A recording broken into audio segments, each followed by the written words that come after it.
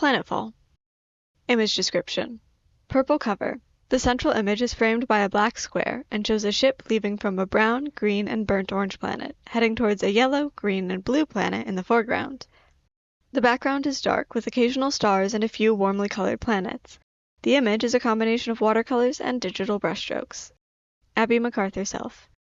This story is a work of fiction. For a summary and all content warnings, please see the last page of the document, or skip to 8 minutes, 55 seconds. Copyright 2022-2024, Abby McArthur-Self. All rights reserved. This story is freely available to read, but may not be printed, distributed, or otherwise reproduced without written permission, except in the case of short quotations for reviews and other non-commercial purposes under fair use. This writing is not available for AI training purposes. Cover design and illustrations by Abby McArthur-Self, printed in Astro Space and Salma Pro. Planetfall. Abby McArthur-Self. This short story was originally published without illustration in Travel and Adventure, the 2022 anthology of the New Lennox Writers Group. Minor edits for correctness and clarity have been made for this version. Dedicated to Lachlan McArthur-Self for the idea. Herbstflut mission, Day 000, Miriam's craft.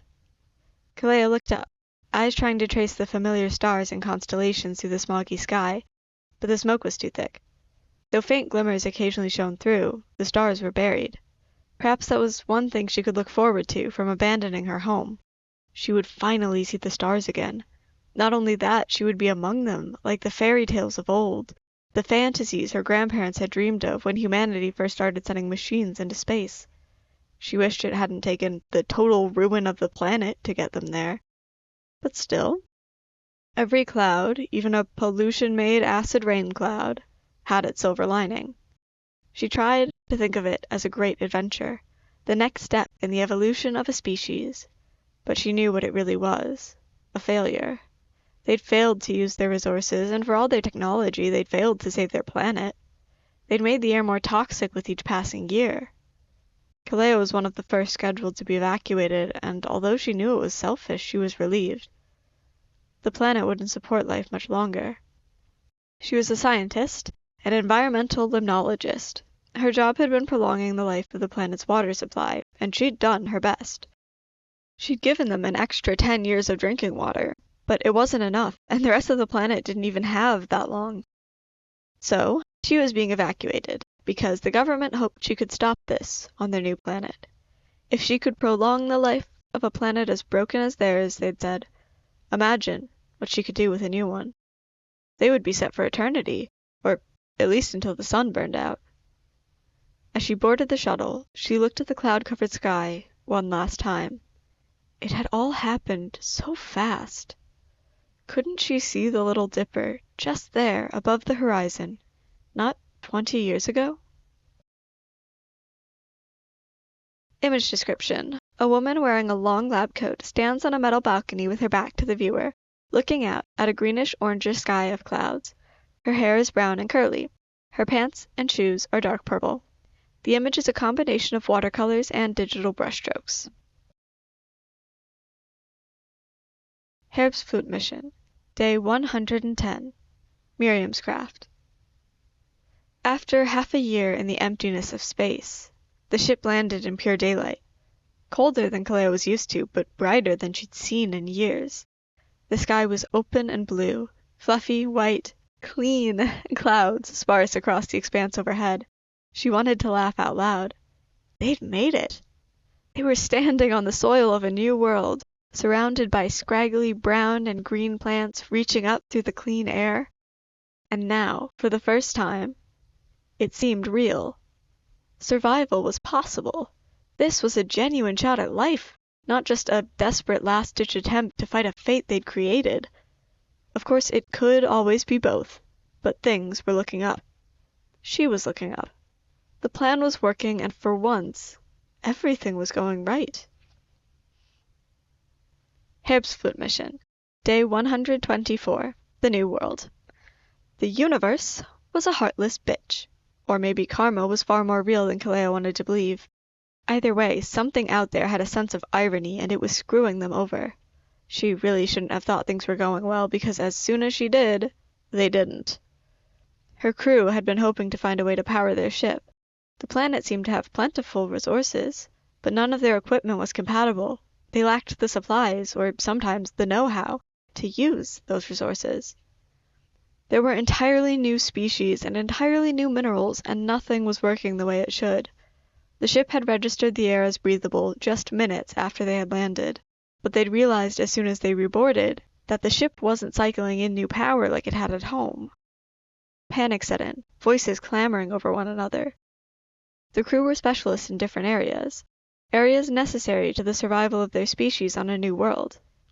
Someone had the idea that they should each pick one essential task in their specialty, something they needed immediately, and something they couldn't perform without the ship, and make the most of the power they still had. Kaleo went to test the water. There was a pool about a half-day's walk away, and by the time she got back with the sample, another 12% of the power had been drained from the ship. Kaleo felt like she was holding her breath the entire time the ship tested the water, too frozen in to even will the outcome. Thank the unforgiving skies, it was drinkable. The others had done their best, investigating plant and animal species and trying to manufacture whatever tools they could think of that wouldn't require power.